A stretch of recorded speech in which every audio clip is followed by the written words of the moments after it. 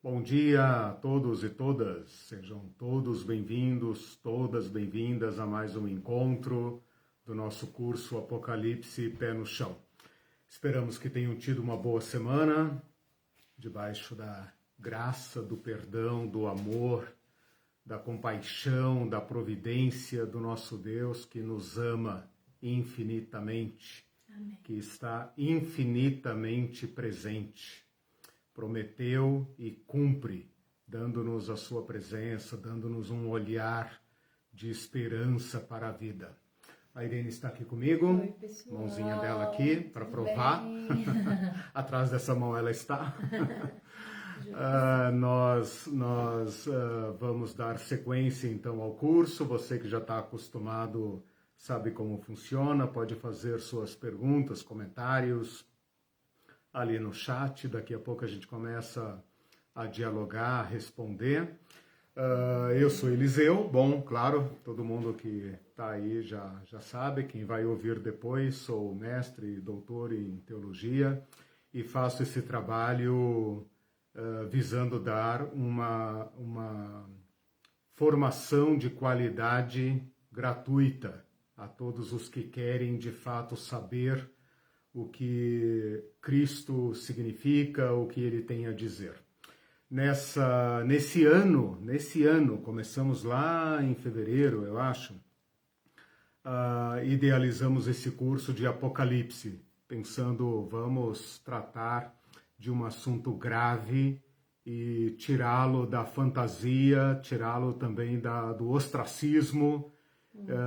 Ou algumas pessoas falam demais sobre o livro, algumas pessoas não querem nem ler o livro, e tudo isso é um desafio para nós.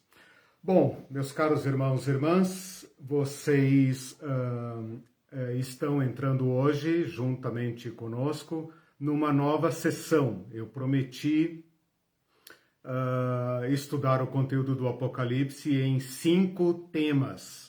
Já estudamos o tema de Cristo, já estudamos o tema da igreja, terminamos domingo passado o tema que eu chamei de sistemas de dominação, no qual eu falei sobre o dragão, as bestas e a queda de Babilônia. E hoje, então, começamos o 4º tema, que deverá ocupar 3 aulas. Eu falei na aula passada 2, mas já aumentei para 3.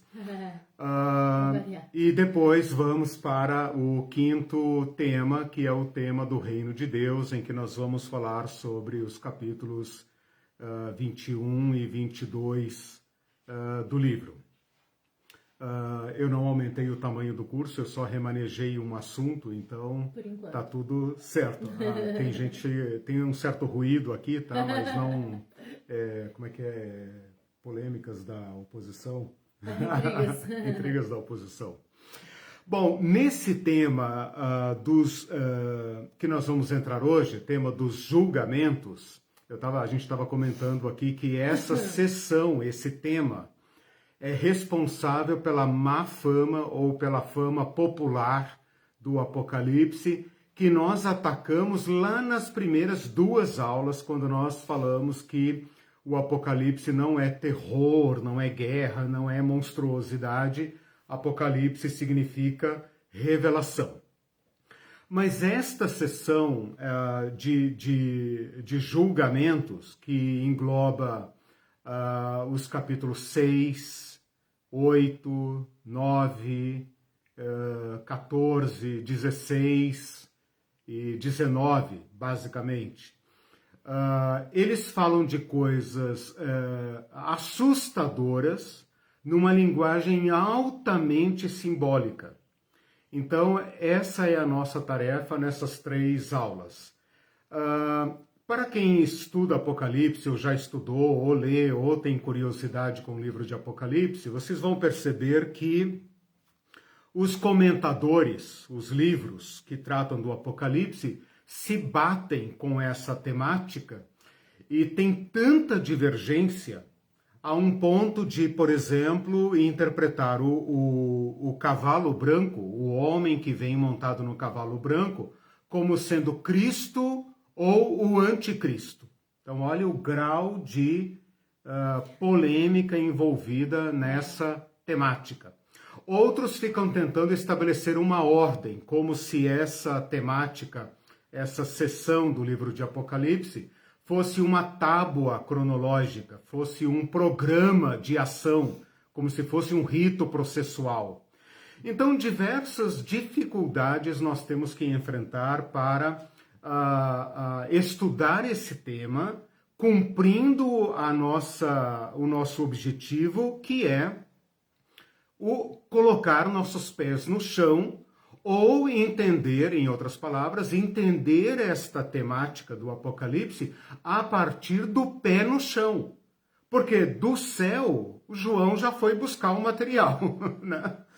O que importa para nós todos agora que não somos João é entender esse material aqui no chão da história, como nós falamos lá também nas primeiras aulas, quando nós falamos sobre história, tempo, determinismo, destino, né? É aqui nesse cenário que as coisas se dão, né? Então é aqui que nós temos que entender.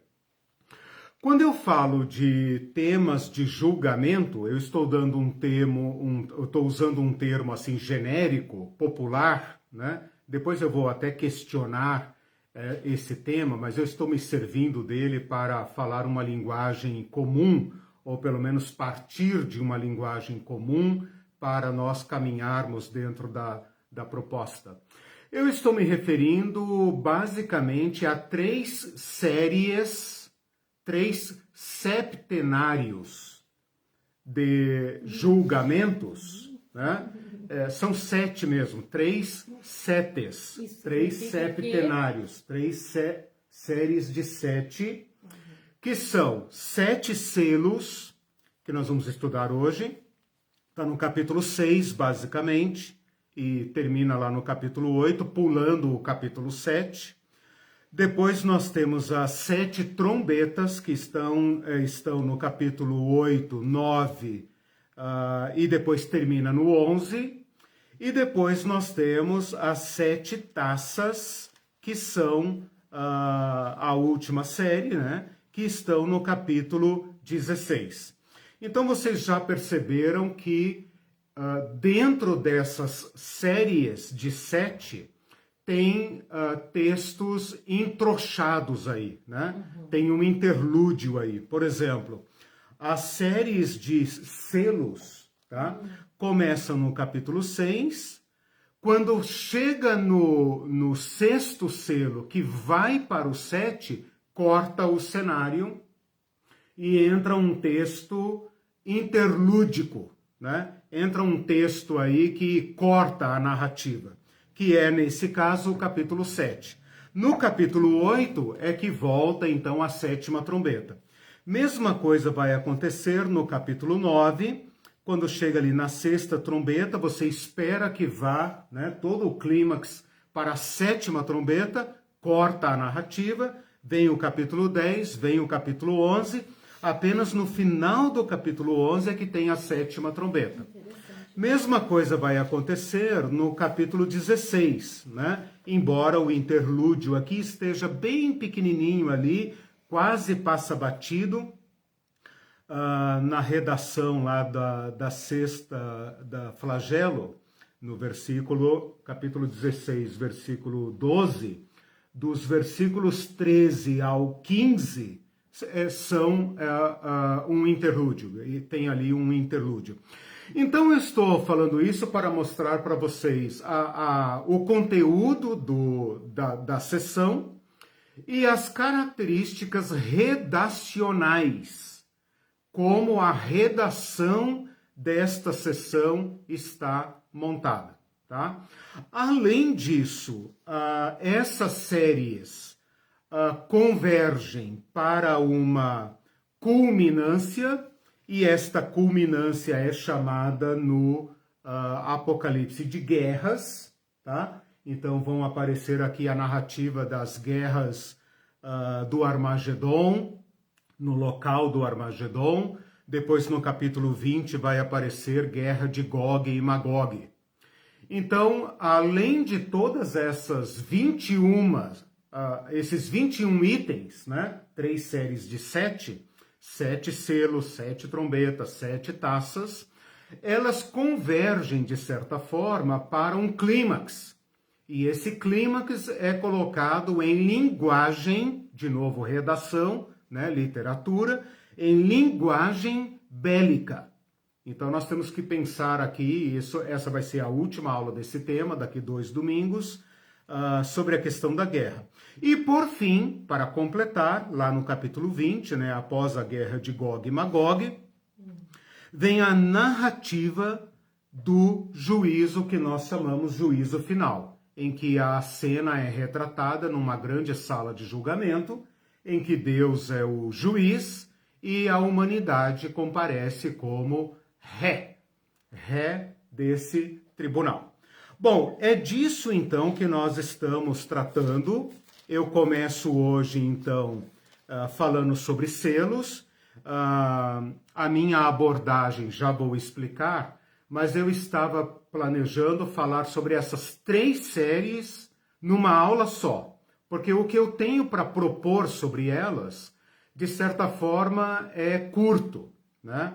O mais extenso, o mais complicado vai ser a sua aceitação da minha proposta, né? Interpretativa.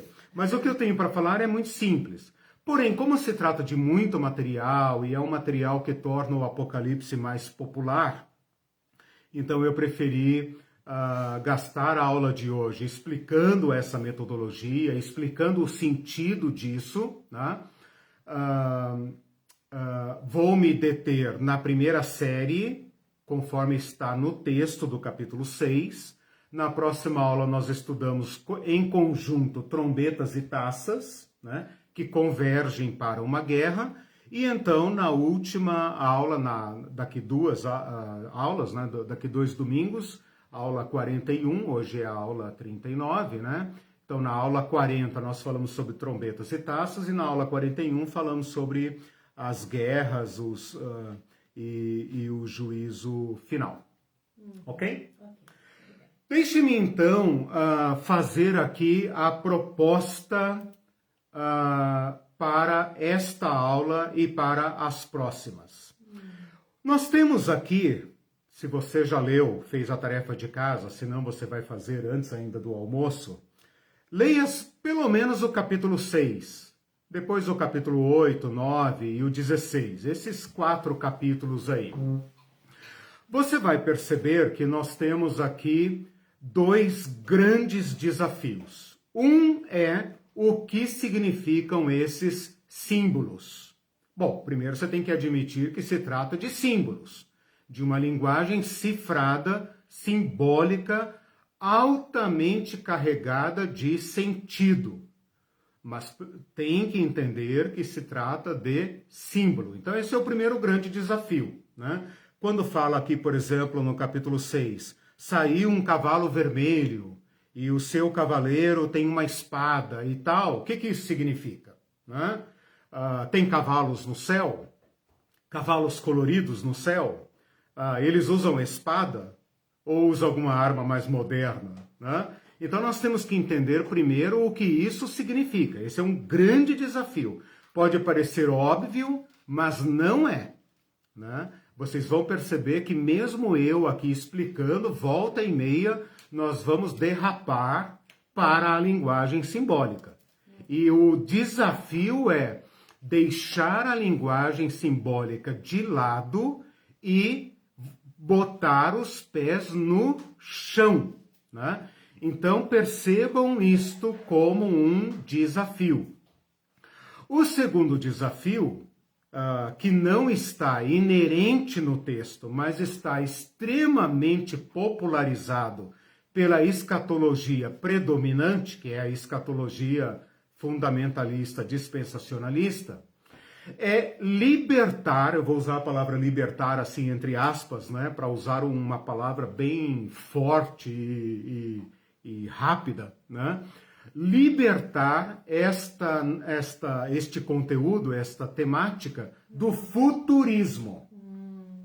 Porque nós cometemos 2 erros, então, básicos aqui. Primeiro, a gente não traz o texto ao chão, à história, ao nosso contexto. Segundo erro, nós aprisionamos todo esse conteúdo num futuro. E por fazermos isso, nós perdemos a relação, a conexão histórica do que esse texto quer nos dizer.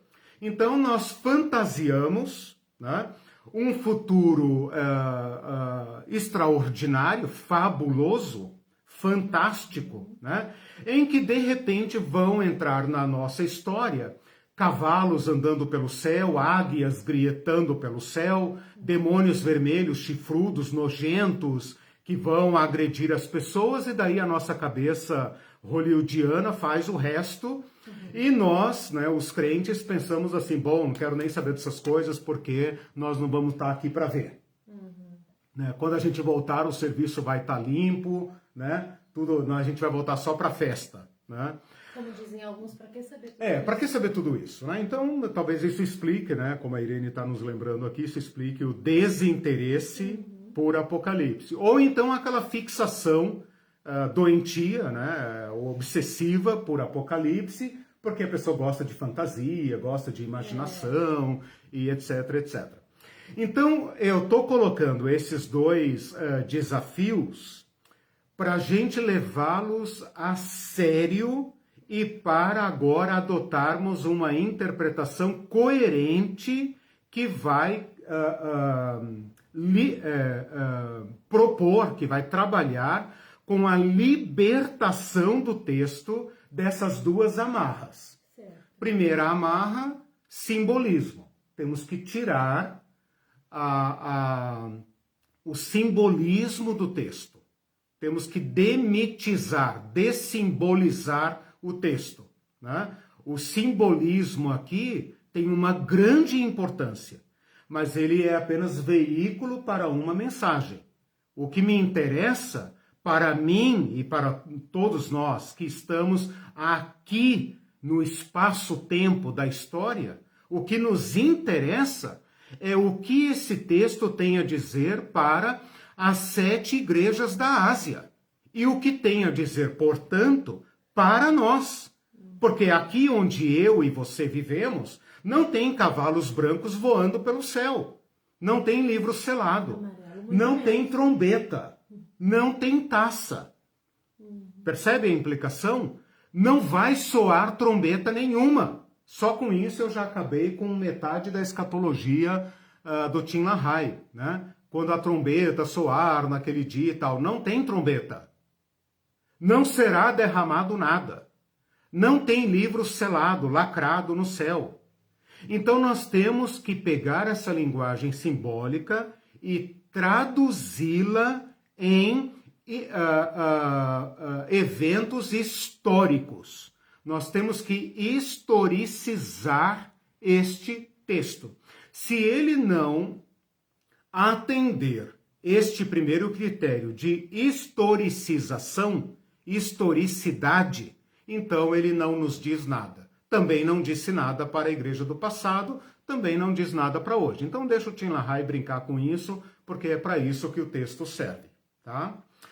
O outro desafio, estou reiterando, estou repetindo a minha explicação, porque ela é desafiadora para a nossa leitura e para a nossa interpretação do Apocalipse.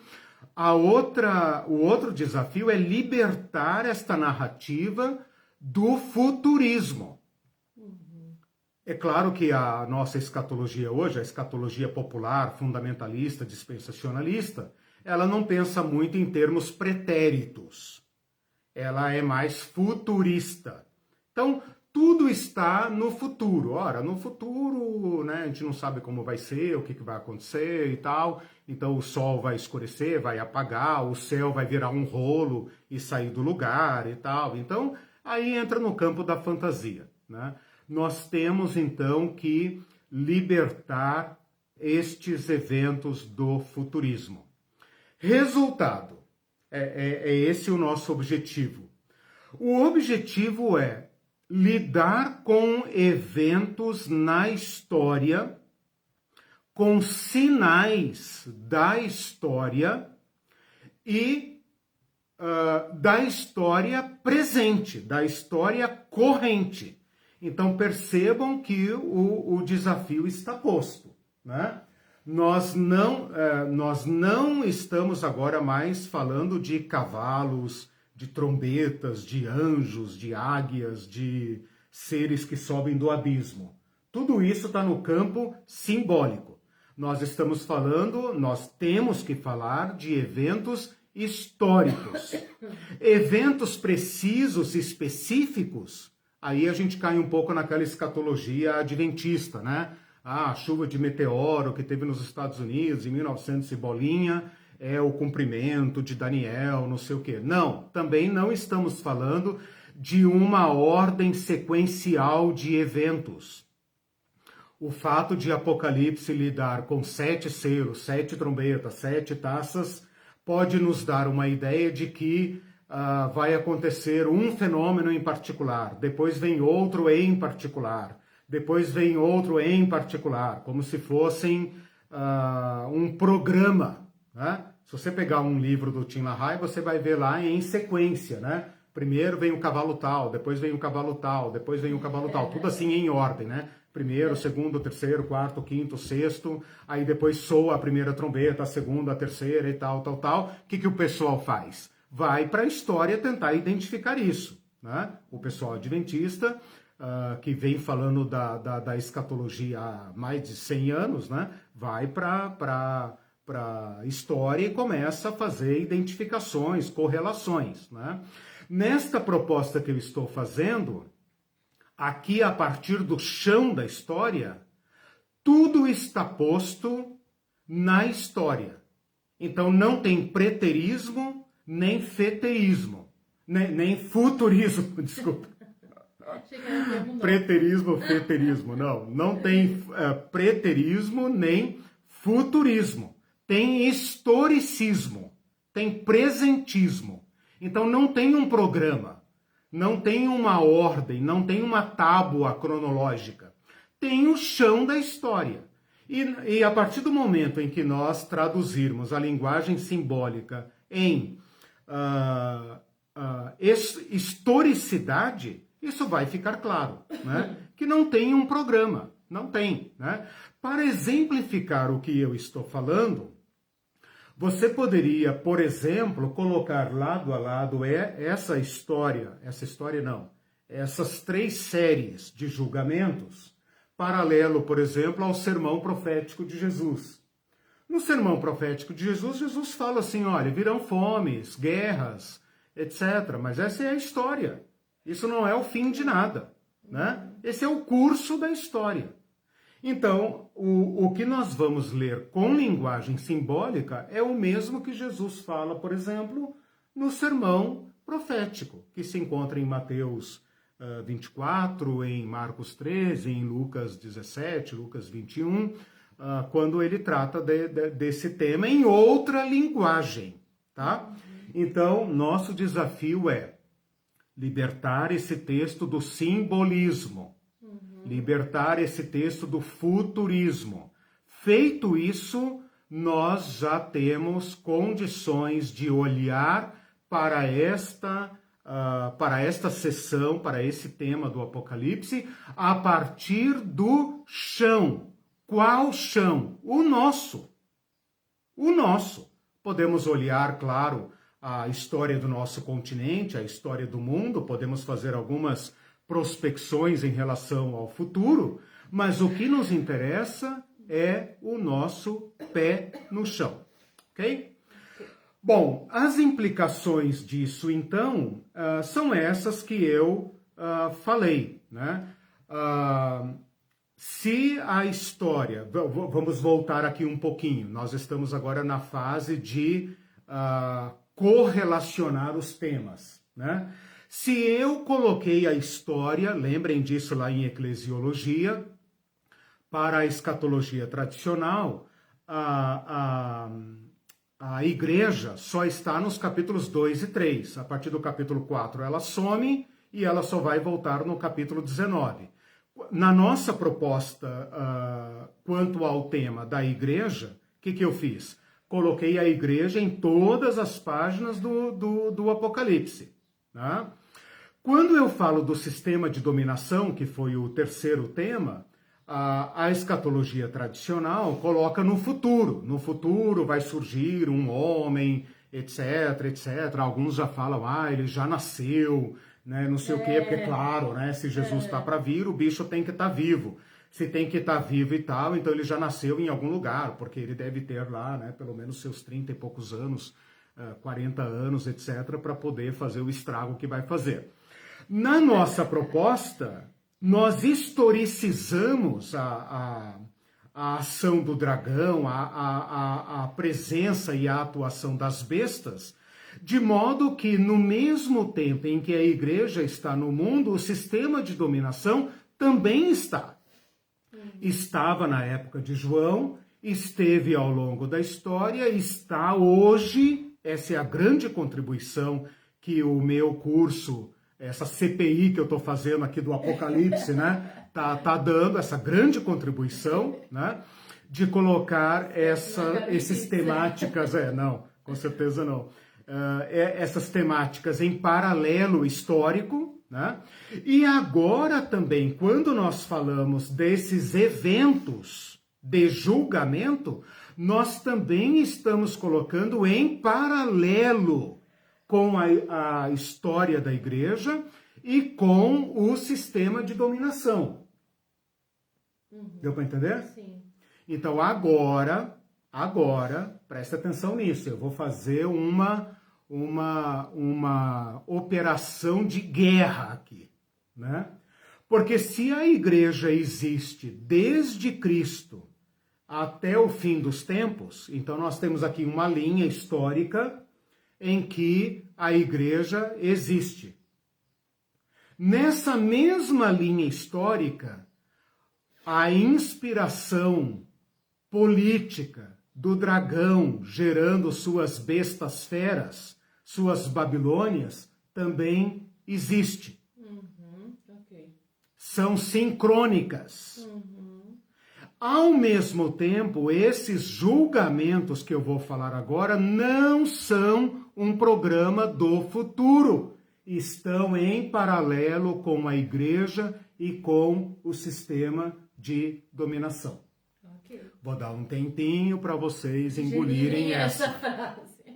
Porque isso mói do verbo moer, mói a teologia dispensacionalista que divide a história em épocas, em dispensações, e mói, destrói a teologia do Tim LaHaye, a teologia dispensacionalista, que divide tudo em compartimentos históricos e tal. Eu não sei se vocês entenderam a implicação do negócio, né? Porque se a igreja é uma realidade desde Cristo, e bem ou mal está aí, pode criticar, pode falar o que quiser, mas o fenômeno igreja está aí, como o trigo misturado no meio do joio, né? Antigamente era o joio no meio do trigo, agora é trigo no meio do joio, né? O sistema de dominação é histórico, vem de antes, vem desde Babel, vem desde o início dos tempos. É a história do poder, é a história das civilizações. Eu falei isso para vocês. João fala das bestas que sobem do mar e da terra, mas ele está fazendo referência a Daniel. Está fazendo referência a Daniel. E Daniel está fazendo referência a realidades históricas. Então, o sistema inspirado pelo dragão, que é Satã, também é histórico. Então, na mesma linha do tempo que nós temos a existência da história, da igreja, a igreja na história, nós temos também o sistema de dominação. Eles coexistem. Então, o Ministério da Iniquidade sempre operou. Sempre operou, perfeito. O João, que fala do anticristo, fala o espírito do anticristo já atua. Esse que a Irene citou agora, o Ministério da Iniquidade, é Paulo em Tessalonicenses. O mistério da iniquidade já atua. E faltava libertar a besta. né? A besta que está presa no futuro. Abrir a porta né? A CPI aqui do Apocalipse liberta também a besta e deixa a besta livre na história, ok? Junto com isto, coexistindo, nós temos então todas essas narrativas do Apocalipse. Ou seja, nada está preso no campo simbólico e nada está preso no futuro. Certo. Eu não sei se vocês estão entendendo, mas é uma começar, implicação profunda. Precisa desse, como é que eu diria, de antemão, Precisa estabelecer essa proposta de interpretação. Essa proposta aqui, né? Temos que libertar da linguagem simbólica e temos que libertar do futurismo, ok? Tá, vamos agora. Deixa eu só explicar o que eu vou fazer. Eu vou apenas expor a linguagem simbólica, porque nós precisamos passar por ela, tá? E depois, então, trazer isso para o campo histórico, tá? Esse é o nosso desafio aqui. Então, eu quero mostrar a linguagem simbólica que o Apocalipse usa. Então, são dois níveis. Deixa eu só explicar isso também, porque essa é uma explicação prévia, tá? Para você entender o que eu vou fazer nesta aula e nas duas próximas. Nós vamos lidar com o Apocalipse em dois níveis. Na verdade, são três níveis. Mas um nível, que é o primeiro, nós não temos mais acesso. Isso eu já falei lá naquelas aulas conceituais, introdutórias, tá? O primeiro nível é o nível da experiência do profeta. Antes de haver o livro escrito em grego, o original, o grego, houve um homem que viu, aquele João que fala lá no capítulo 1, eu, João, irmão vosso, estava preso na ilha de Patmos. Então, o primeiro nível do livro é aquilo que João viu. Esse nível nós não temos mais acesso diretamente, porque nós não temos como acessar João. Nós não somos espíritos, né? Então a gente não pode invocar o espírito de João, deixa pra lá.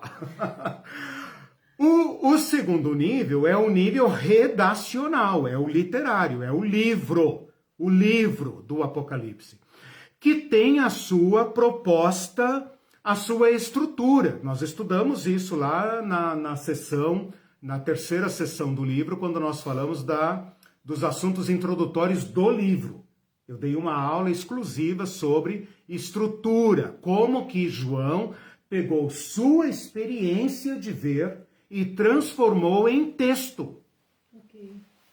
Tem uma passagem aí da sua experiência para o texto. Então, isso que nós temos em mãos é o texto como ele organizou. Ele decidiu fazer um interlúdio, um intervalo entre o sexto selo e o sétimo selo. Entre a sexta trombeta e a sétima trombeta. Entre a sexta taça e a sétima taça. Ele decidiu isso. Não significa que ele viu assim. Entende? Então tem uma transição entre a experiência do homem, João, o profeta, para o texto. Nós não temos acesso ao primeiro nível, temos acesso apenas ao segundo, que é o texto. E o terceiro nível, que é a nossa tarefa, é a tarefa do leitor, é ler este texto carregado de símbolo e entendê-lo na história. Aí está a importância da linguagem simbólica. Então, a linguagem simbólica, ela não está aqui apenas como uma arqueologia, uma coisa antiquada para atrapalhar a nossa compreensão. Ela está aqui para nos convidar, como leitores, a completar o que falta para a compreensão do Apocalipse, que é historicizar. Então é isso que nós vamos fazer. Então esta aula e as próximas serão divididas da seguinte forma: uma análise do texto simbólico e depois a historicização. Liberta do simbolismo, que é um nível, e liberta do futurismo. Converge para onde? Para a história, aonde eu e você, eu e você, como ledores e intérpretes do Apocalipse, entramos na trama da história. Esta é a profunda implicação deste curso e desta proposta que eu estou fazendo. Você não ler mais o Apocalipse como passivo ou como alienado, nem como alienante. Pelo contrário, João te introduz dentro da história. Porque nós é que estamos vivendo dentro do sistema de dominação. Nós é que estamos sofrendo as angústias da história. Nós é que estamos sendo chamados pelo Espírito Santo a ouvir. Então isso traz uma profunda implicação, né? Se achar que é demais, né? Volta lá para o Tim LaHaye, né? Mas a nossa proposta é deixar você no meio do fogo cruzado, né? Porque é aí que as coisas estão se dando. Vamos lá. Hoje mesmo essa semana mesmo a gente comentou, né, que eu comentei que essa maneira de leitura, de visão do livro, não deixa a gente como apenas numa posição de como é que se diz? Passivo. De passividade, mas é ativa, porque você não se vê mais apenas como um leitor que vai... Antigamente eu lia e via como assim, eu não entendo nada de Apocalipse, é uma difícil ler, é uma coisa do futuro. E agora não, é uma coisa que está acontecendo agora, né? A gente não está querendo dizer que não vai acontecer nada no futuro, que é tudo agora, mas já envolve o presente, sempre envolveu o presente, tanto que nessa era da igreja primitiva envolveu essa era.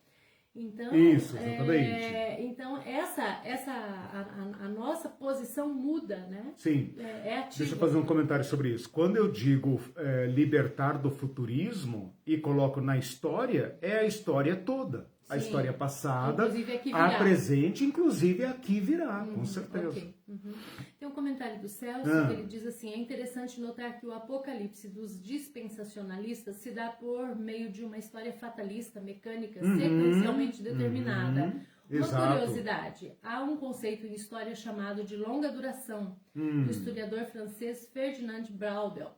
Em suma, ele diz que há sistemas, comportamentos, mecanismos de dominação que se alongam no tempo e no espaço. Daí uma história de longa duração. Sim. Acredito que isso serve para explicar o sistema de dominação em que a igreja instituição está inserida. Sim, com certeza.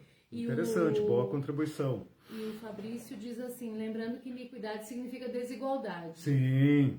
Bem lembrado, né? Já é uma forma de pegar a linguagem, digamos, os clichês, né? Os clichês que a gente fala e não traduz em coisa histórica, né? Às vezes alguns termos como esse, por exemplo, iniquidade, que é uma linguagem, digamos, do português culto, né? E a linguagem atual é desigualdade, injustiça social. E os crentes falam em iniquidade sem se dar conta.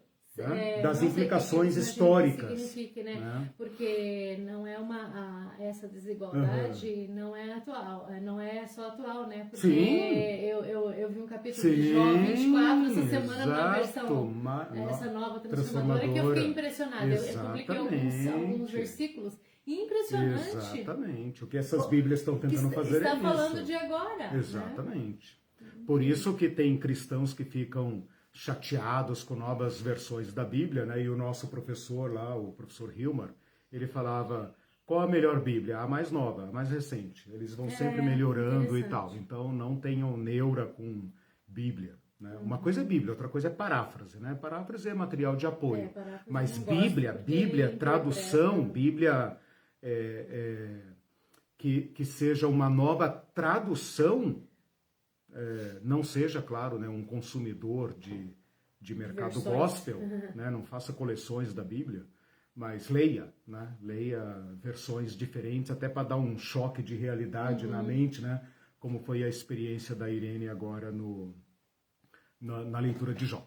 Bom, só para... Nós estamos com uma pequena quedinha de internet, mas é assim, são segundos. Então, eu vi que está acontecendo, mas acho que você não notou nada. Não notei nada. Não chega a parar a imagem, assim, é breve. Então tá.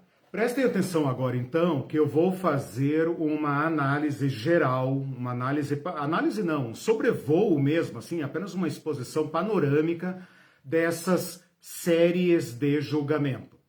Então, a primeira série de julgamento fala de um cavalo branco, tá no capítulo 6, tá? Cavalo branco, que significa guerras. Então, percebam como eu já estou trazendo para a história. Guerras, já ouviu falar? Guerras. Haverá guerras no futuro? Bom, tudo indica que sim, porque a história é uma história de guerras, né? O segundo cavalo é um cavalo vermelho. Ele tem a missão de tirar a paz entre os homens, para que eles se matem uns aos outros. Já ouviu falar? Violência? Violência entre pessoas, violência entre nações. Bom, né? Tá aí, né? O cavalo vermelho. O cavalo preto traz na sua mão uma balança. E ele fala do preço dos alimentos. Preço dos alimentos. Segundo Tim LaHaye, diz que no futuro vai faltar alimento, né? Especialmente os itens da cesta básica, como o trigo e cevada. Já ouviram falar? Preço da carne, preço do arroz, do feijão, da cesta básica, dos pobres e tal. Tá ali. Apocalipse, capítulo 6, versículo 6. Busca né? de osso. Busca de osso e tal, né? O quarto cavalo é um cavalo amarelo, mas o original seria um cavalo com cor de doente, com cor de morto, cujo cavaleiro se chama Morte, Thanatos. E ele tem um ajudante, esse aqui vem acompanhado, ele vem acompanhado do Hades. E esse vem para matar. Mortandade, já ouviram falar, né? Mortandade, matar, né?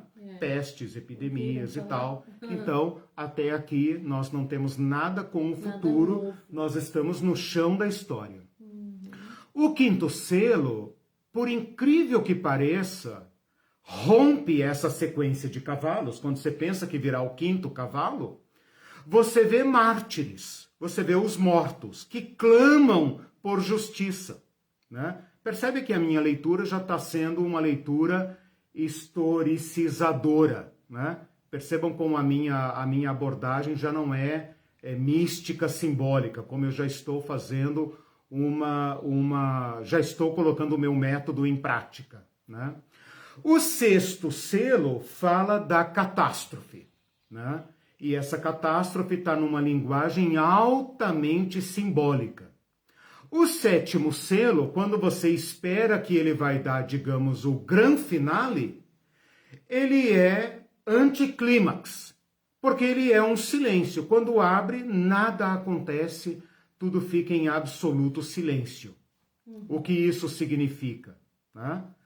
Bom, vem então a série das trombetas. A série das trombetas vai começar as 4 primeiras falando sobre fogo ou astros.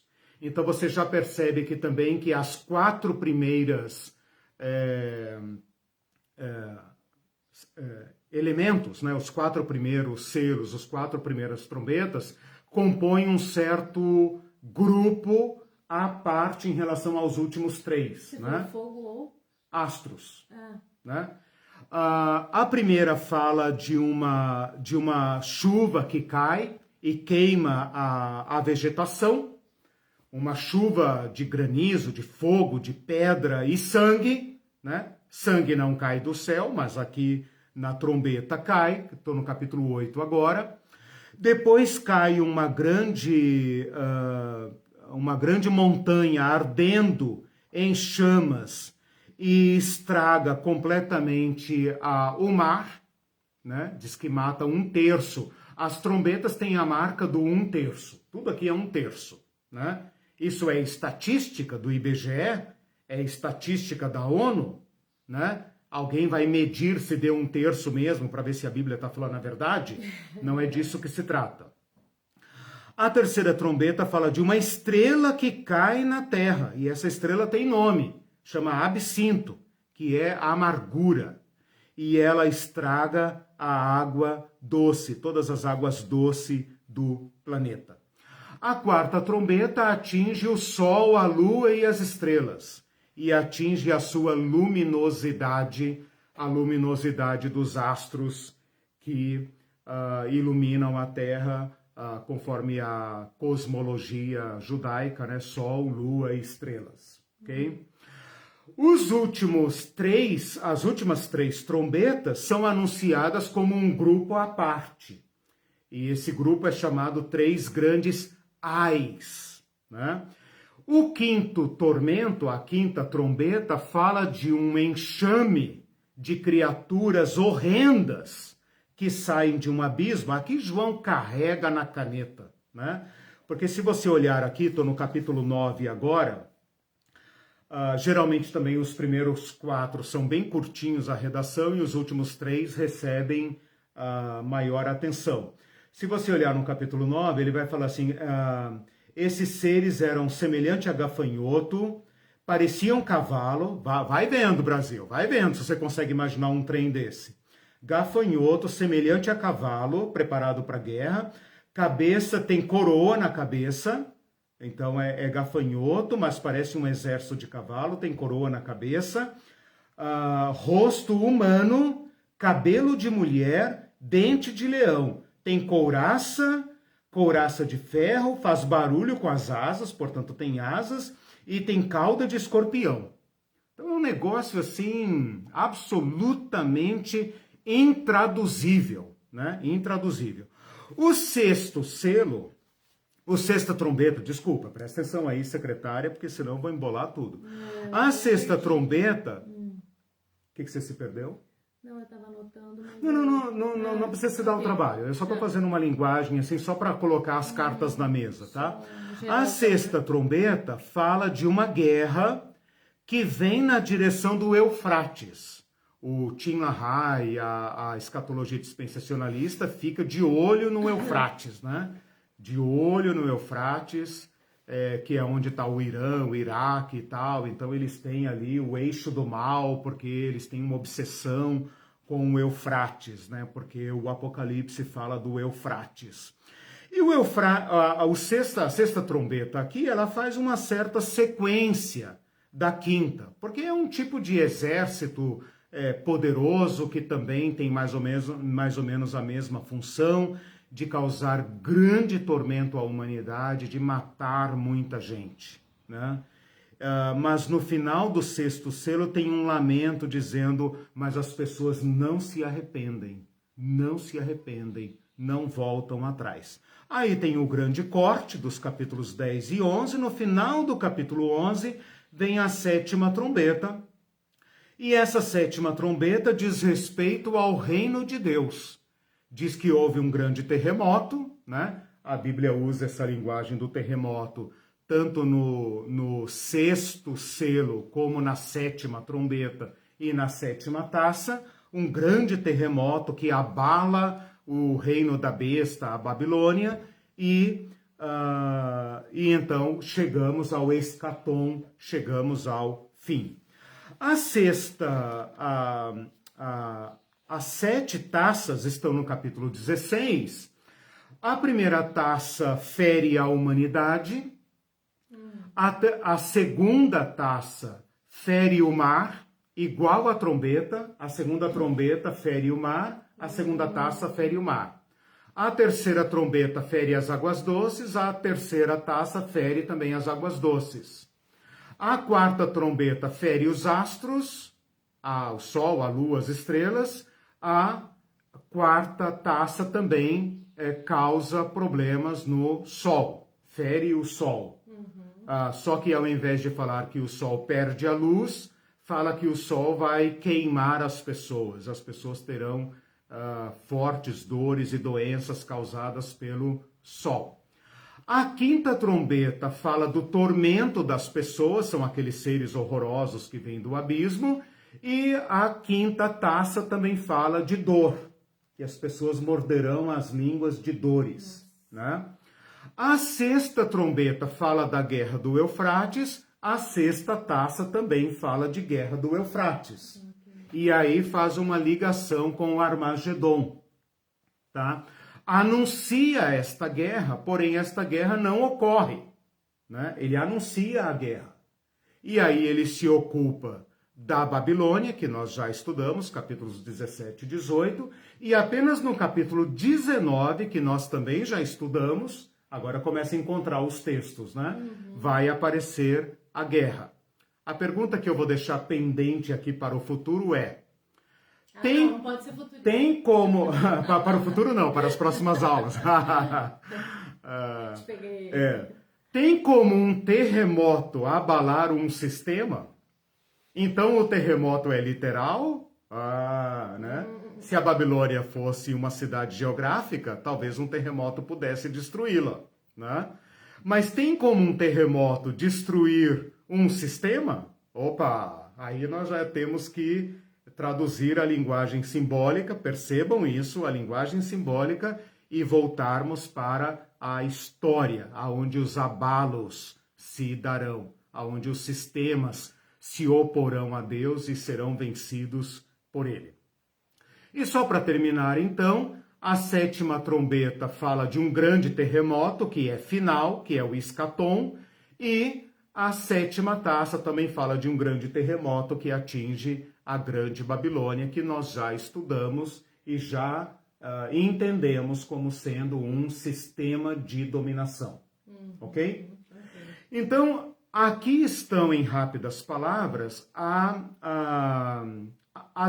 os 21 textos que dão a má fama do Apocalipse, que associam a ideia de Apocalipse a tragédias. Então é uma linguagem extremamente simbólica, é possível fazer 1001 relações, inter-relações e divagações e tropeções, né, a partir desses textos aqui, mas eu agora proponho aquela interpretação que eu já falei no início.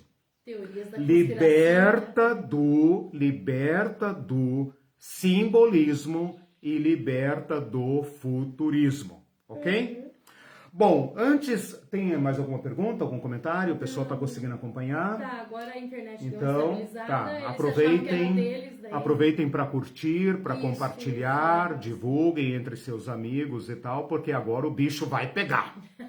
Bom, o que eu fiz até agora? Expliquei o que eu vou fazer, a metodologia toda, a proposta de interpretação, as implicações dessa proposta de interpretação. Coloquei os 21 textos em paralelo. Depois eu vou colocar lá a lição para vocês. Essa lição está com 6 páginas, porque tem muito estudo aqui. Aliás, está com 5. Para mostrar para vocês lado a lado na tabela como que esses eventos se interrelacionam. Então, ao invés de cair naquela esparrela, como dizia minha sogra, de ficar tentando fazer uma tábua cronológica para saber como esses eventos se organizam, né? Porque as pessoas podem dizer assim, não, mas peraí, o 6º selo é que abre a primeira trombeta. Então, tem uma ordem. Sim, amigo, irmão, irmã, no texto, na redação do livro. Mas o livro não é um programa, não é um rito processual. Aqui na história as coisas não acontecem em sequência, nem em ordem. Aqui na história, exato, a guerra, a violência e a fome, inclusive, são... É sequência de uma, né? Na verdade, elas são uma coisa só, praticamente. Porque, por exemplo, uma guerra traz traz fome, implicações, claro. Implicações e consequências desastrosas, né? Exatamente. Uma epidemia exatamente. Ou uma pandemia está trazendo toda uma série Então, esta compreensão já é fruto de um método que traz a coisa para a história. Aqui na história, como é que as coisas se dão? Por exemplo, nós estamos sofrendo uma pandemia. Essa pandemia tem diversas implicações, né? E não significa que essa pandemia vai parar para que venha, digamos, uma outra situação difícil para o mundo. O mundo não para, né? Para o mundo que eu quero descer, não tem como. A roda da história não para. né? As desgraças se sucedem. Isso. Não se alternam, elas se juntam. Isso. Né? O que eu vou fazer agora, então, é uma delimitação para falar apenas sobre os selos, tá? Então vamos lá. Os selos estão lá no capítulo 6, e só para não te deixar muito perdido, o capítulo 6 pertence redacionalmente, estruturalmente, à visão do capítulo 4 e 5. A visão do capítulo 4 e 5 nós já estudamos em Cristologia, quando eu falei do Cordeiro de Deus. O capítulo 4 e 5 fala de um grande culto no céu, em que o Cordeiro é apresentado como aquele que pode abrir o livro lacrado. É um livro antigo, tipo um rolo de papel, um pergaminho, né? Lacrado com 7 selos. O Cordeiro recebe esse livro como alguém que tem as prerrogativas, como alguém que tem plena autoridade para dar sequência à história.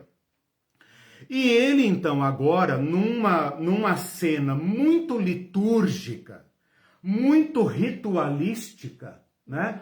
Abre o primeiro selo. E quando ele abre o primeiro selo, há um desdobramento no céu. Depois ele abre o segundo selo. Então você pode imaginar uma bolinha de cera e ele, crack, quebra aquele selo. Não abre o livro, tem 7, né? Tem 7. Imagina um livro assim, não é um livro assim moderno, mas imagina, né? 7 lacres. Ele quebra um e acontece algo. Ele quebra o segundo, acontece algo. Ele quebra o terceiro, acontece algo. Então, é dentro deste cenário, deste drama que está acontecendo na visão de João, eu já dei uma aula sobre isso, é uma visão. João não foi transportado para um outro país, no caso o céu, e está fazendo uma visita turística, um tour, a partir do qual ele pode olhar, espiar o que está acontecendo lá, o cordeiro quebrando os selos e tal.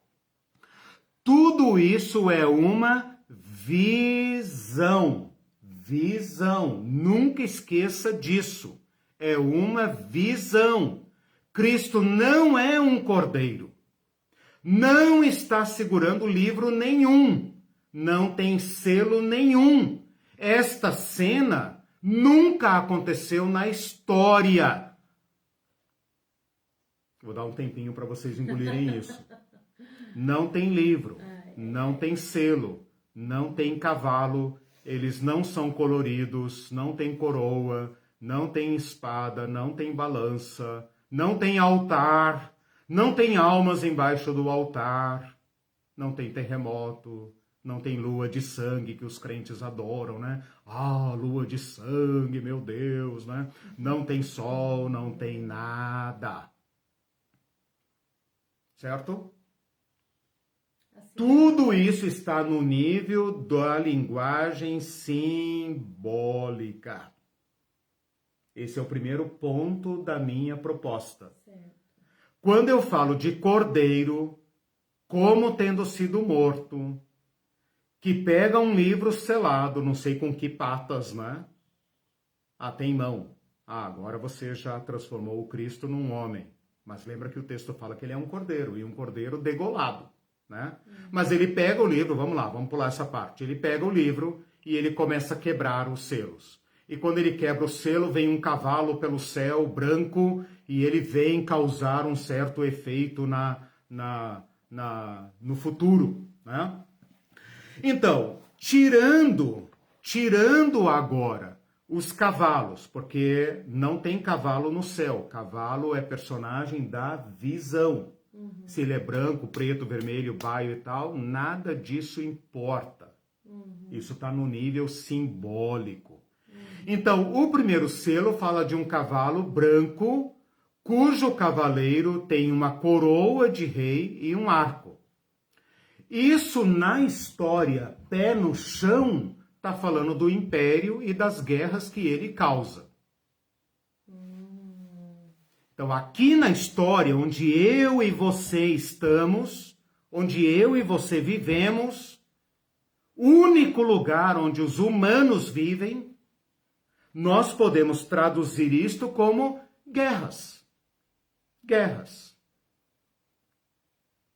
Só isso. Jesus falou, vocês ouvirão falar de guerras e rumores de guerras. Nação contra nação e reino contra reino. Por quê? Porque o imperialismo é um impulso bestial feroz. É da besta fera. É da ordem da história. Todas as grandes civilizações se sentaram em cima de um conjunto de riquezas que lhe permitiu financiar a guerra. Depois ele começa a saquear os povos ao redor e acumular tesouro. Só quem tem tesouro e riqueza é que pode, então, causar guerra, porque guerra custa caro.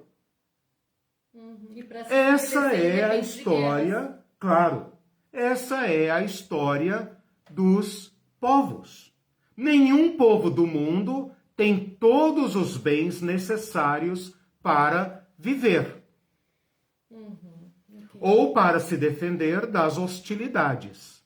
E aí está a missão do cavalo branco. Então, aqui na história onde eu e você vivemos, nós temos guerras. O texto fala assim, foi-lhe dado um arco, etc., foi-lhe dado uma coroa e ele saiu para vencer. Saiu vencendo e para vencer. Ele encara tudo como guerra. Tudo como a ser batido. Se você tem petróleo, você é meu, não importa. Né? Eu lembrei que o Elon Musk, dono da Tesla, né, o homem mais rico do mundo, que deu a volta ao mundo agora numa nave em formato fálico, né? Depois do golpe da Bolívia em 2019, se não me engano, 2020, né? Falou, daremos golpe onde tivermos que dar. Convivam com isso. Convivam com isso. Nós temos o poder. Tipo, a Bolívia tem lítio, tem não sei o que, nós vamos lá pegar. Simples assim. Entendeu? Saiu vencendo e para vencer, é guerra. Né? A história da civilização é a história das guerras. Especialmente aqui na América Latina, né? Sim, América Latina, loucura, né? Exatamente. Livro... Onde estão os impérios hoje? Por que eles são imperiais? Por que eles conseguem impor sua vontade ao mundo? Porque eles pilharam os povos, não há dúvida disso. Né? O cavalo vermelho, que os dispensacionalistas ficam esperando para o futuro, é nosso velho conhecido. Fala que ele tem uma missão, tirar a paz da terra para que os homens se matem uns aos outros. A missão dele é tirar a paz da terra, é promover a violência. Ora, meus irmãos, a violência é nossa velha conhecida, desde o sangue de Abel, né? A primeira família humana, de acordo com os relatos de Gênesis, já sofreu um fratricídio, palavra quebra-língua, né? Fratricídio, né? Uma coisa horrível. Adão e Eva tiveram que sepultar um filho, e o outro era o assassino do irmão. Então essa tragédia nos acompanha sempre. O Apocalipse vai falar de mar de sangue, rio de sangue, porque desde o primeiro sangue, Yahvé fala, o sangue do teu irmão clama a mim. O sangue clama, e a nossa terra está embebida de sangue. Ora, a indústria bélica é a indústria mais poderosa do mundo. Né? Se não é a mais poderosa, é a que move a economia, é a que move o capitalismo. Né? A paz entre os povos não é interessante para o capitalismo, não é interessante para o império. Né? A Pax Romana era apenas uma propaganda imperial, era apenas uma teologia imperial. Não tinha mais coisa nenhuma. eu anotei uma frase. A paz era se houvesse obediência, Exatamente. não houvesse revolução, enfrentamento, resistência. Exatamente. Eles estacionavam o exército de cavalos brancos e cavalos vermelhos na sua fronteira e diria, cara, você vai se entregar pacificamente ou nós vamos ter que entrar aí e quebrar tudo? Porque não deixa opção. Se você aceitar pacificamente, nós estendemos a paz que te protegerá de nós mesmos. Né? Exato. Te protegerá de nós mesmos. Essa era a promessa. É a ideia da milícia. Exatamente. A Pax Romana era uma grande teologia. Né? Então, esse cavalo vermelho tem a missão de tirar a paz da terra. Né? De promover a violência. Então, não é apenas sofrer a violência inata à sociedade, mas de promover a violência. O que João está dizendo aqui, porque trata-se de um apocalipse, trata de uma revelação, aqui está o ponto que nós temos que pegar. É que por trás dessa Pax Romana existe uma ação inspirada pelo grande Satã, que inspira essa besta que é feroz. Então não tem Pax, na verdade.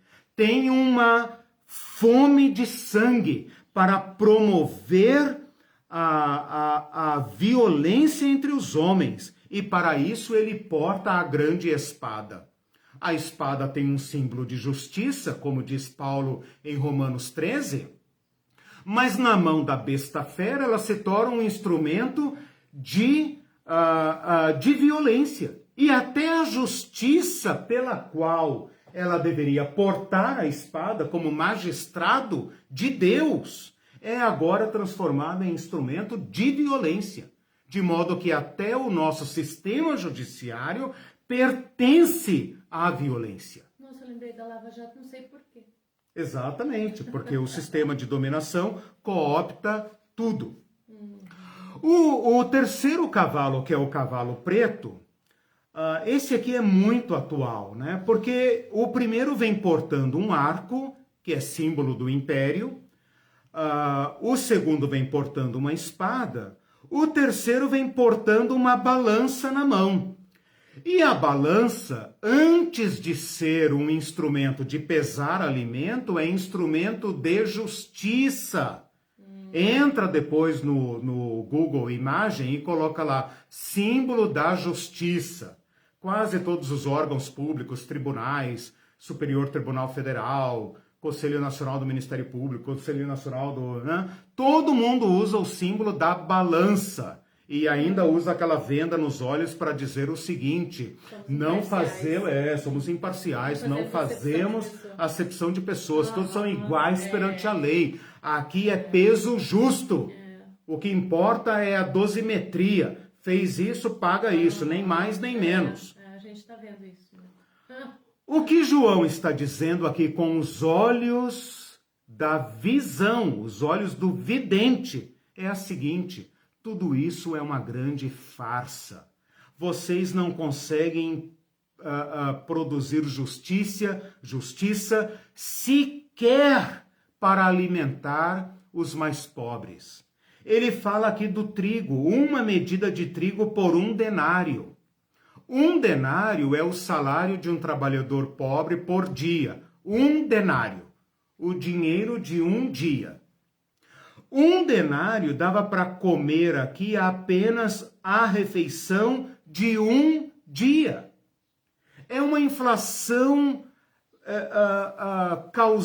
é uma inflação daquelas que nós tivemos aqui no passado. Há registros históricos dizendo que 1 denário costumava comprar 12, quem for bom de conta, faça a conta aí, 12 medidas de farinha. Ou seja, agora dá para 12, ou para alimentar a família. Grande, né? Dava para 12 dias se ele fosse sozinho, mas pensando num pai de família, levando ou tendo filhos para alimentar, mulher para alimentar e etc., o cara não consegue, a cesta básica não dá para alimentar as bocas da família. Então faça uma conta aí. Um denário em preço normal daria para comprar 12 medidas de trigo. Agora dá para comprar uma medida de trigo. Ou seja, o cara mal e mal come e a família passa fome. Depois ele fala 3 medidas de cevada por um denário. O denário, a cevada é o trigo de segunda, é o osso, né? É o osso da carne. É verdade.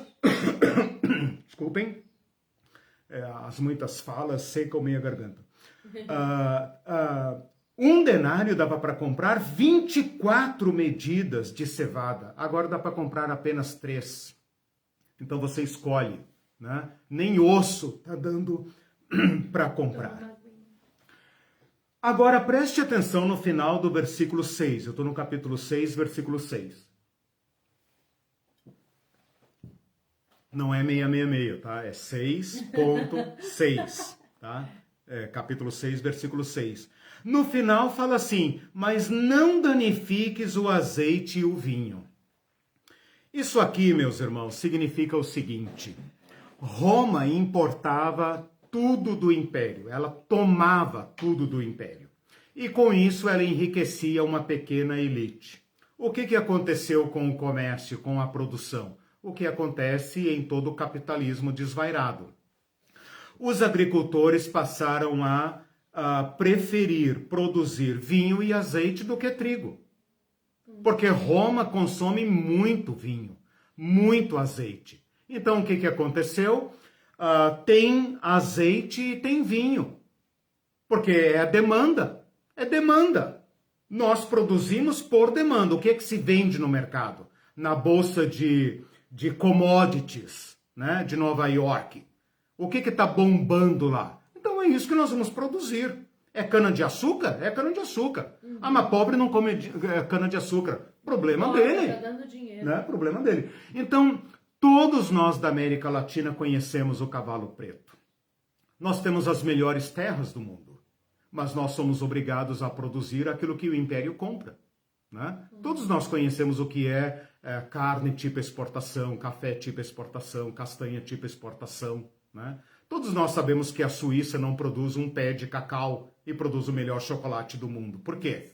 Porque nós, os pobres, somos obrigados a vender os produtos que o mercado de commodities valoriza. E esses mesmos países pobres, não é tanto o caso do Brasil, porque nós somos um país gigantesco, né? Mas a maioria dos países pobres do hemisfério sul, da América Latina, são obrigados a importar alimentos. Então exporta frutas, modelo exportação para a Europa, Estados Unidos, e é obrigado a importar trigo. Só que o trigo é caro e o pobre fica sem pão. É disso que o cavalo preto está dizendo. Vai faltar trigo, vai faltar cevada, mas azeite e vinho não.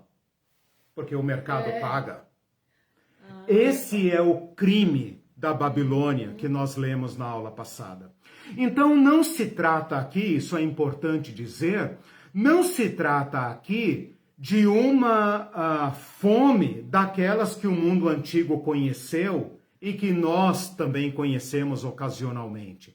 Se trata de uma fome causada pelo sistema imperial.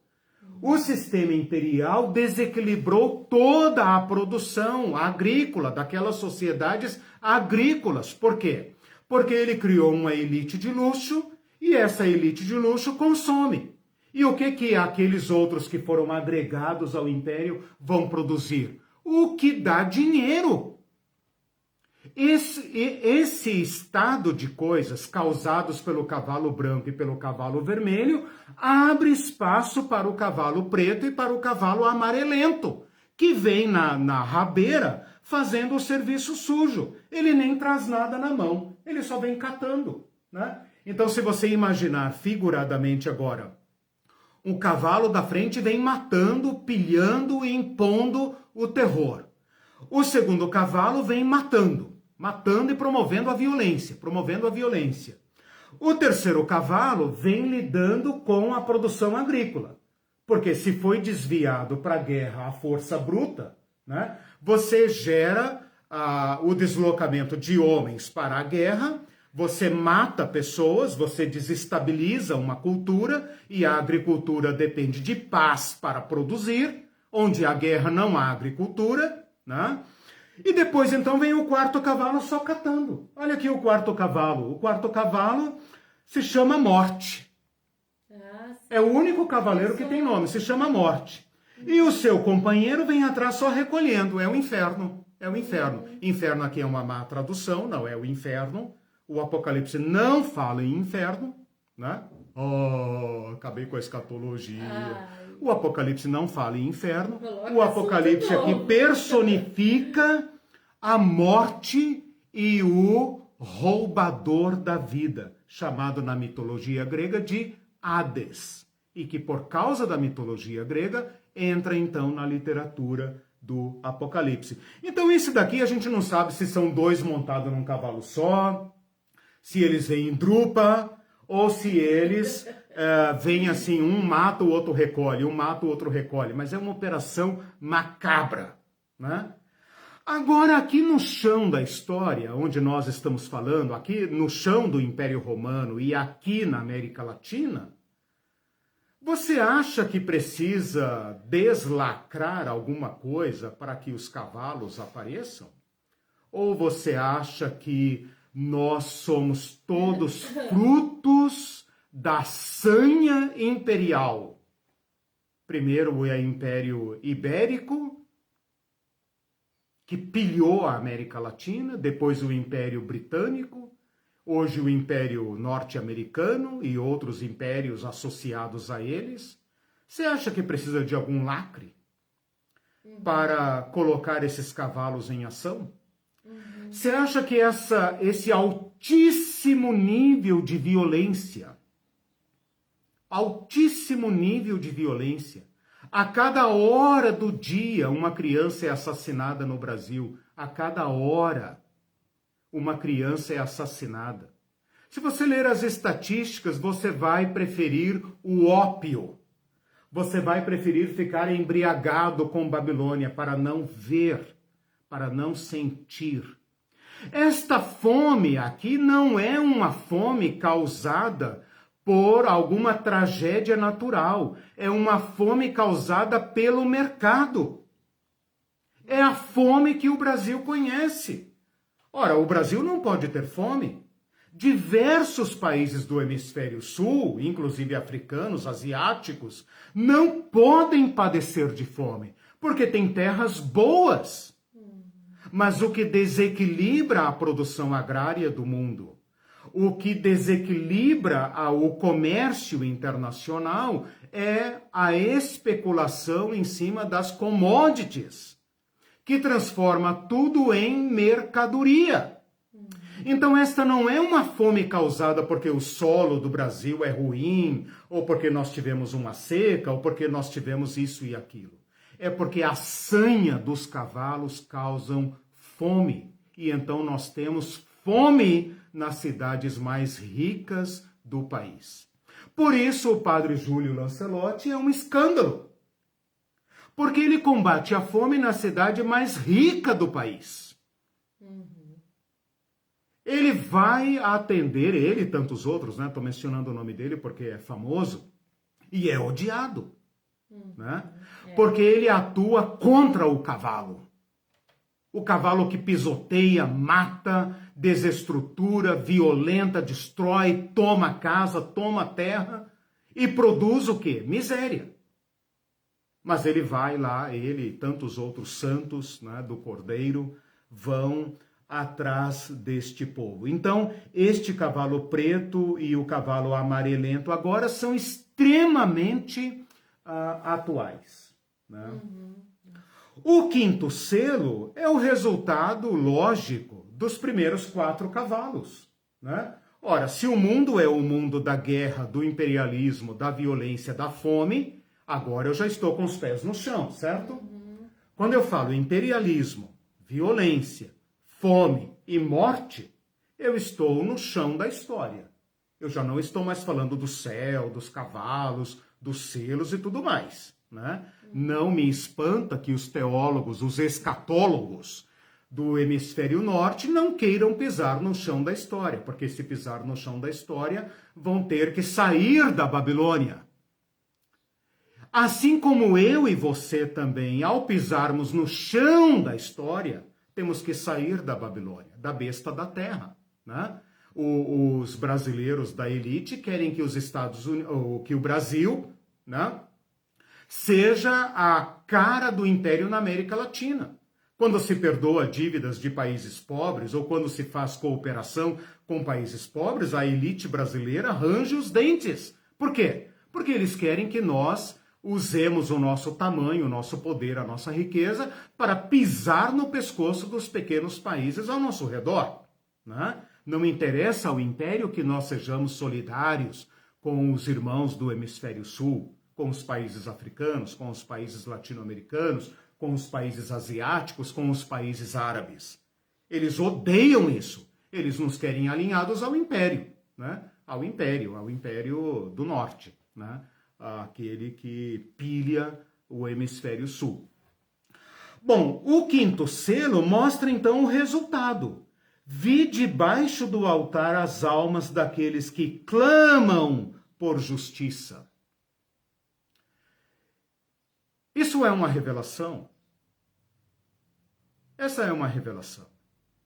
Porque João aqui agora coloca um altar na história. O altar é o lugar de sangue. O altar é o lugar das vítimas.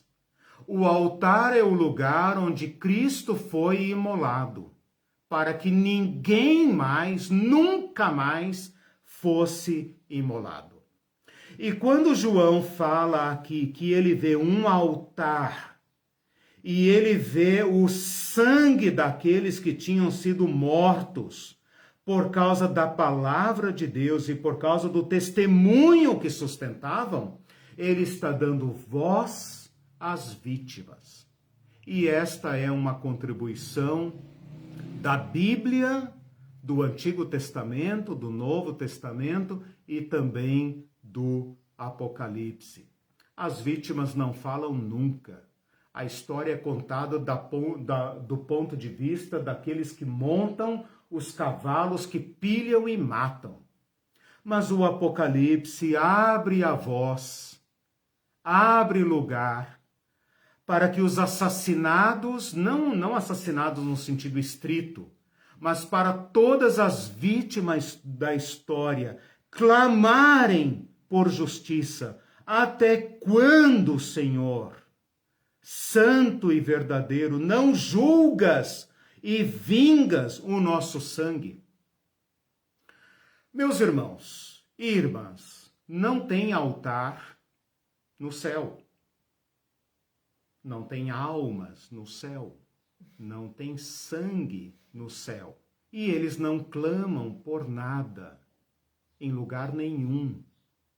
Só na redação, na visão do Apocalipse, é que o sangue das vítimas clama.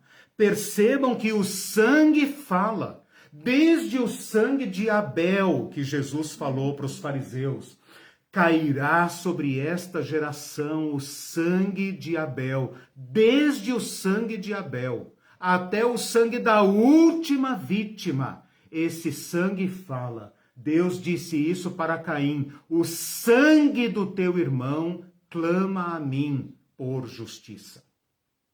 E nós podemos então multiplicar esse sangue pelos rios de sangue que o nosso sistema derrama. E o Apocalipse dá voz a eles dizendo: ó justo juiz, nosso sangue não será vingado, nosso sangue não receberá justiça. E eles recebem então uma justificação, a vestidura branca, dizendo: as vestes brancas não são para os violentos, são para as vítimas. E eles recebem uma voz dizendo: Ainda há outras vítimas na história, mas o justo juiz conhece todas elas, sabe o número delas, nenhuma delas ficará impune. Com isso, nós chegamos ao sexto selo, mas eu vou deixar aqui o sexto selo para não avançar muito, porque o sexto selo, a linguagem do sexto selo, converge com a sétima trombeta e a sétima taça, que é a grande catástrofe e tal, que está numa linguagem simbólica, né? Está na linguagem simbólica. E eu acho que nós já temos material suficiente aqui para conversar, já estou estourando o tempo, mas eu espero que você tenha entendido o meu método. Afastar a linguagem simbólica para, como leitor, interpretá-la no meu tempo, no meu lugar. Então eu preciso tirar os cavalos, porque cavalos no céu não tem a ver com a história. Mas a guerra que eles sinalizam, a violência que eles indicam, a fome, o morticínio que eles indicam, o número de vítimas que grita por justiça, isso é profundamente histórico. Então, eu espero que você tenha entendido que eu coloquei a linguagem simbólica de lado, traduzi essa linguagem simbólica em eventos históricos e trouxe para o nosso chão. Senão as pessoas vão achar que no futuro, não sei o quê, a partir de não sei quando, da besta, da ONU e etc. Não, isso é alienante. No futuro vai ter fome. É alienante. Eu espero que você tenha entendido que eu traduzi os selos em eventos históricos, portanto não simbólicos, históricos, como eles se dão na história. Qual história? A minha e a sua. Senão não me interessa, né? Se não tiver a ver com a minha história, se eu não usar esta linguagem simbólica para ver a ação imperial, a produção de violência, a produção de fome, a produção de vítimas no meu tempo, então você permanece embriagado pelo vinho da Babilônia, né? É necessário sair dela para então ver a face macabra, a face cruenta, hedionda, sanguinária da sociedade na qual nós vivemos. É isso. A Bel Rocha disse, não, você destruiu minha fantasia apocalíptica. Graças a Deus. Bem-vindo ao chão da história. Ouve o galopar dos cavalos, olha como marcham, como pisam, né? A gente gosta, na verdade, desse negócio fantasioso, né? É bacana. Olha... Tipo, a gente assiste muito filme de ficção. Então, eu acho que depois de Hollywood, se falar que, por exemplo, É bacana situar tudo no futuro. Subirá do inferno e tal, não sei o quê. Olha só. A maioria dos quer ver? Eu tenho aqui, só para vocês saberem, eu tenho aqui 8 livros na minha bibliografia dessa lição. 8 autores que eu consultei. Fora outros que eu deixei de lado. Férias estudando o dia todo. Passei a semana estudando isso aqui. Né? Fui fissurado por esse tema. O que eu ia dizer?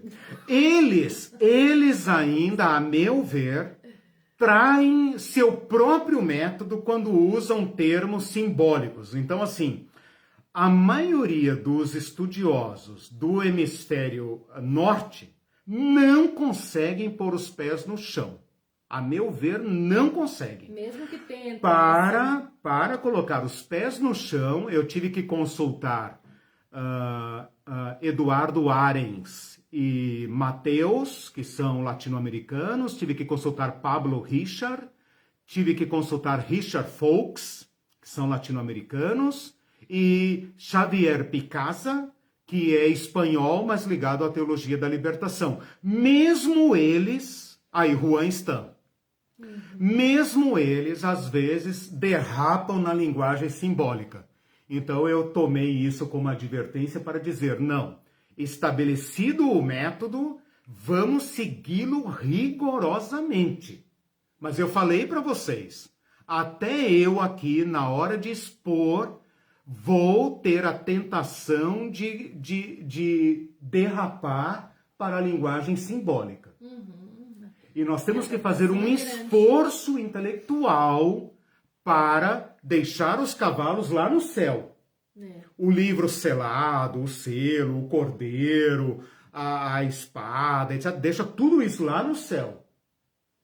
E como ledor, como leitor, a partir do chão da América Latina, ver com os olhos do Apocalipse a ação destas forças na história. Aí você tem um prato cheio. Nós estamos na América Latina, irmão. Né? Nós temos os maiores índices de violência e miséria. Né? Então, como leitores latino-americanos, nós podemos quase escutar o tropel dos cavalos. Né? Eles marcham juntos. Eles se multiplicam. Eles se multiplicam. Se sobrepõem. Porque se aqui, quer ver? Deixa eu ver se é aqui que fala 1/4 da terra, quer ver? No cavalo amarelo fala assim, foi-lhe dada a autoridade para matar a 4ª parte da terra. Eu estava lendo isso aqui pensando, hoje, a força desse cavalo é de alta tecnologia. Nós podemos matar a terra inteira várias vezes.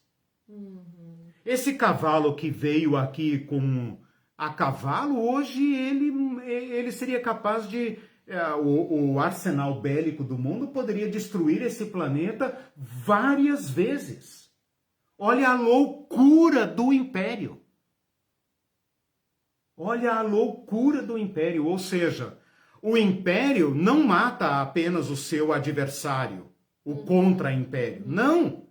Ele é capaz de se autodestruir e, se fosse possível, várias vezes. Significa dizer que se o planeta se reconstituir, ele é capaz de destruí-lo de novo. Se reconstituir de novo, é capaz de destruir de novo. Mas isso é porque ele não controla todas as... A loucura do império. Ele não consegue controlar todas as... Não consegue, exatamente. Fatos, Exatamente. reações, Aquilo que nós falamos do sistema de dominação. Exatamente. Uma vez criado, torna-se um instrumento contra ele próprio. E isso me ajuda a responder uma questão que vai surgir nas próximas aulas, que é a seguinte. É Deus que está enviando esses castigos sobre os povos? Oh, Deus malvado! Ou Deus está fazendo a Babilônia beber da sua própria violência? Não põe nas Essa é a costas de questão. Deus, não. Essa é a questão. O Bindu, para assular ainda mais, Abel Rocha, falou, inferno não...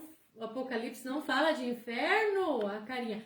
Mas, gente, não querendo colocar o assunto, mas só para esclarecer, a gente tem visto aí alguns posts, que Deus é bom, o inferno não existe. Não é isso que a gente quer dizer, não. A gente só precisa entender o que significa inferno. Só isso. Exato. Porque se não existir, a gente vai ter que criar um, né? Não, na última aula, quando eu falar das guerras e do juízo final, eu vou falar Pode ficar tranquilo, gente. Que o Deus... As pessoas falam assim, Deus é amor, mas é justo. Eu acho engraçado. Deus é amor e justo. Não ele não permitirá, ele não dará vida ao mal. Essa é a nossa grande esperança. A gente tava falando de visão e tal, daí o Mindu falou assim, pega a visão, uma gíria baiana que significa se toca, mané. e ele disse que esse cavalo vermelho só me faz lembrar do imperialista Estados Unidos. Exatamente. E o Celso também diz, a Grande Babilônia, no decurso histórico sem o fatalismo, já foi, por exemplo, a Europa. Sim. Hoje são os Estados Unidos. Sim. O simbolismo da violência real praticada contra os povos latino-americanos e africanos é a evidência de uma Babilônia cruel. Claro. Mas a massa evangélica inserida na zona de conforto pelos líderes dispensacionalistas espera a queda da Babilônia, sendo que muitos já passaram por nós.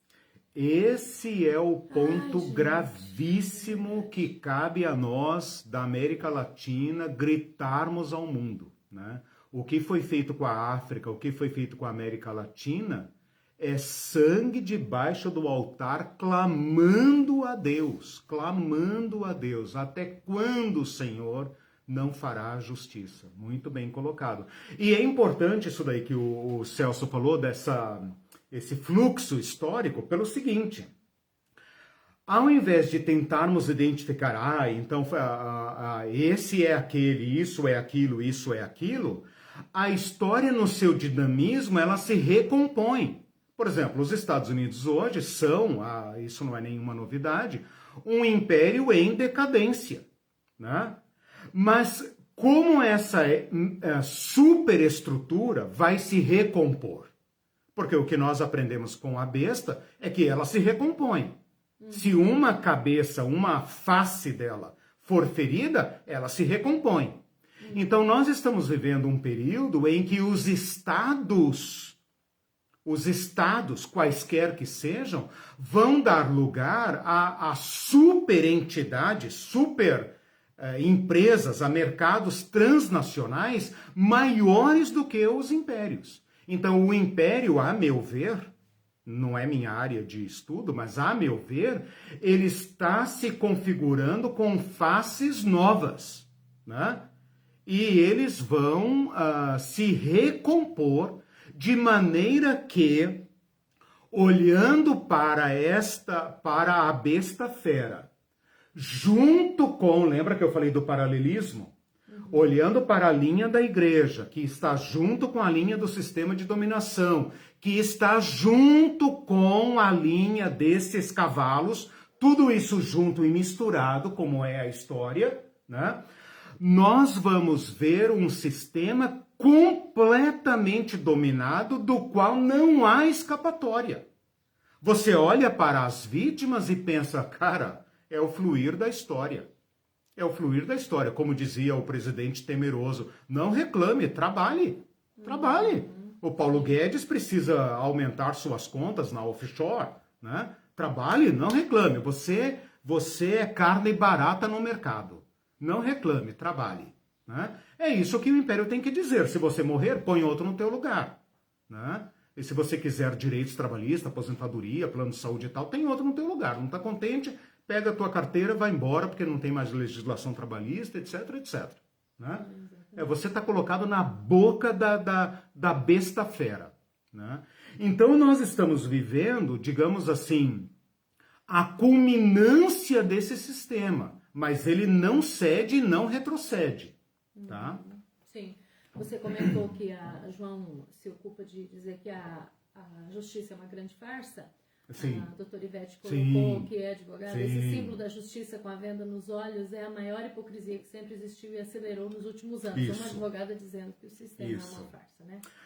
A doutora Ivete me lembra aqui o seguinte, né? E os outros que são da área do direito aí.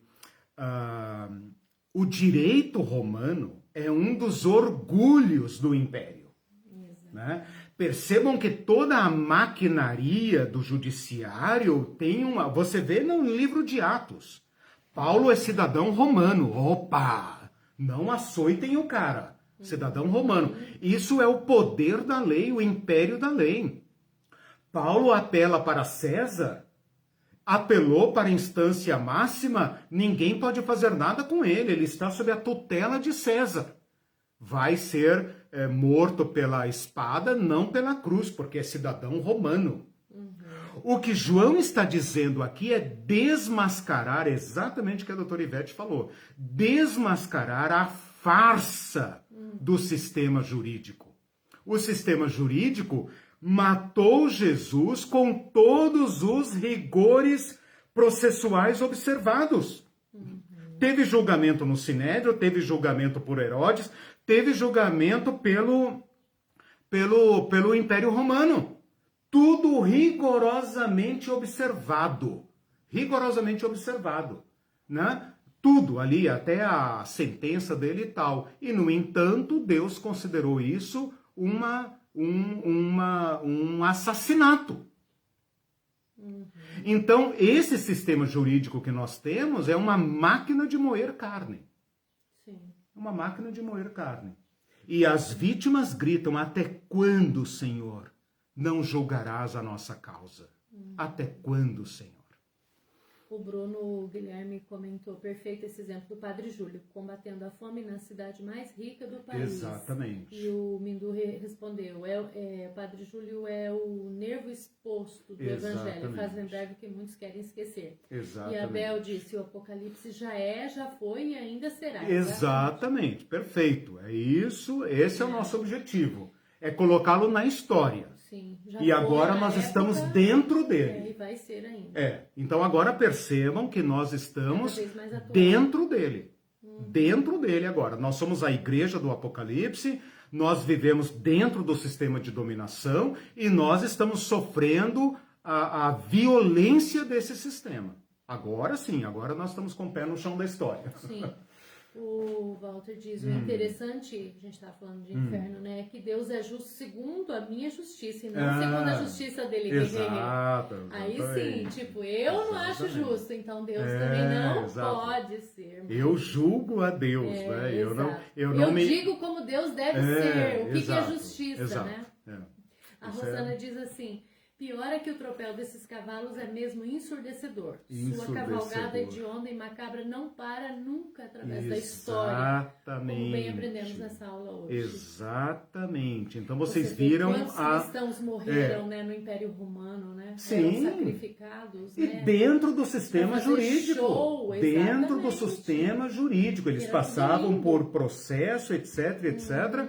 E foram condenados à morte. E a maioria dos intelectuais da época, da gente fina da época, gostava, aprovava. Considerava uma praga que tinha que ser eliminada. Por quê? Porque bastava um ato de solidariedade.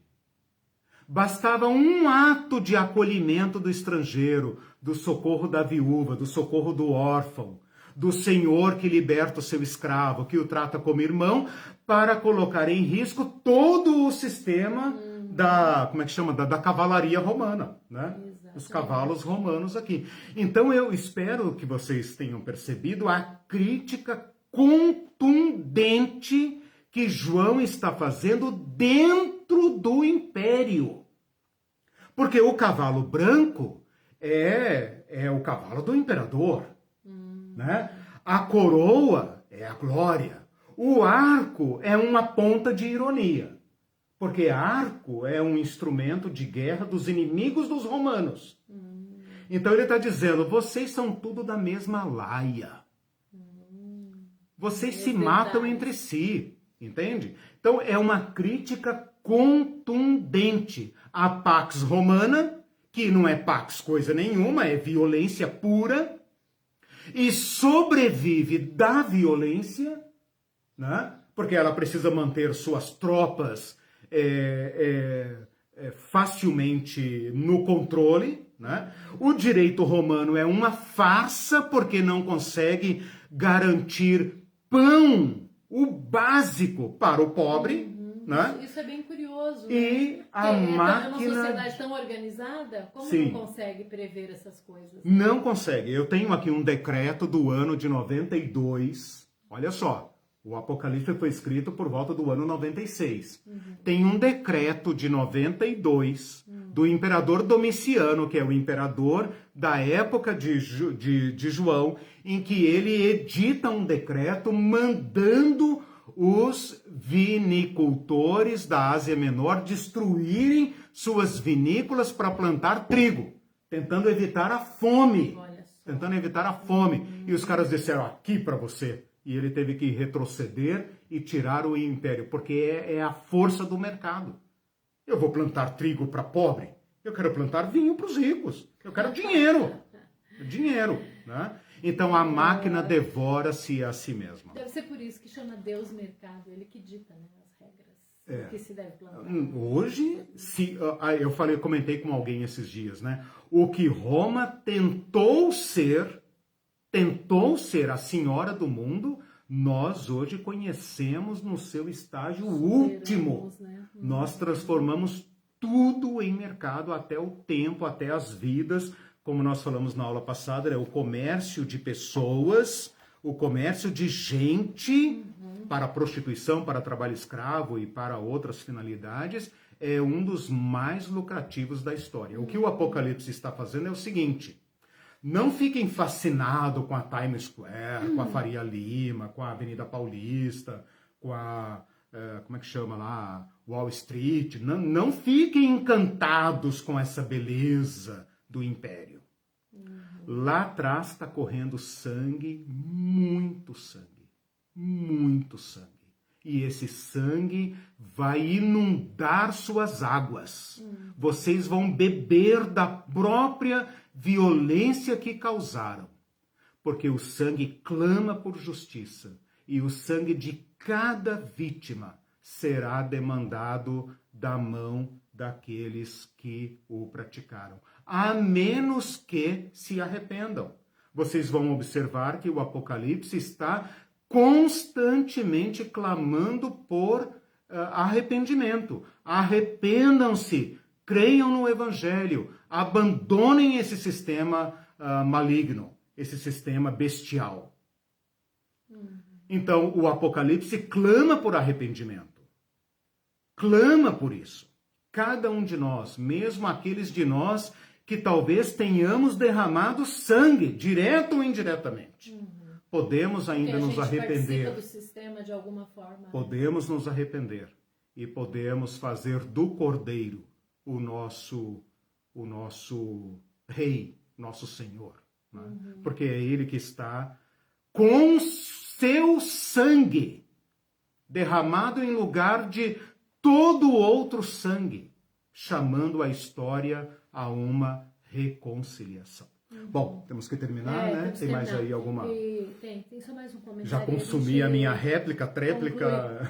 Isso daí que você falou agora no final tem a ver com aquilo que eu falei de postura, não ser passiva. Sim ativa, porque nós deixamos de ser passivos. Quando olhamos também como a análise do qual a nossa participação nesse sistema, o que nós podemos mudar. Se quiser ser passivo, volta lá pro Tim LaHaye. Tô avisando. Tô avisando. O bicho vai pegar, tô avisando. Último comentário do Celso, que diz assim: o Império está se autodestruindo, sim, porque já precisamos de 2 planetas Terra para suportar o consumo de apenas um planeta. É a história, mesmo assim, é a história da fome e Babilônia. graça em todos os casos. Por que será? Né? Sim, é a história da Babilônia. Lembra que a Babilônia se autodestrói? Os próprios reis se voltam contra ela? Então, o sistema tem pés de barro. Ele vai cair, ele ruge, ameaça, engana, ilude, mas ele vai cair. E com esse comentário do Celso, eu pensei que se não existe recurso para todos, disso vai decorrer violência, sangue correndo e mortes. Com certeza. Né? Por isso esses cavalos correm juntos. Os pequenos e os pobres, aí entra lá no início do sentido de iniquidade, que é a desigualdade. A desigualdade, a injustiça. Explica muita coisa. Claro. Né? Então, bem-vindo ao Apocalipse. Bem pé no chão. Pé no chão. Tchau, gente. Deus abençoe vocês. Tenham uma boa semana. Se cuidem. Se cuidem. Forte abraço para todos e todas. Não acabou.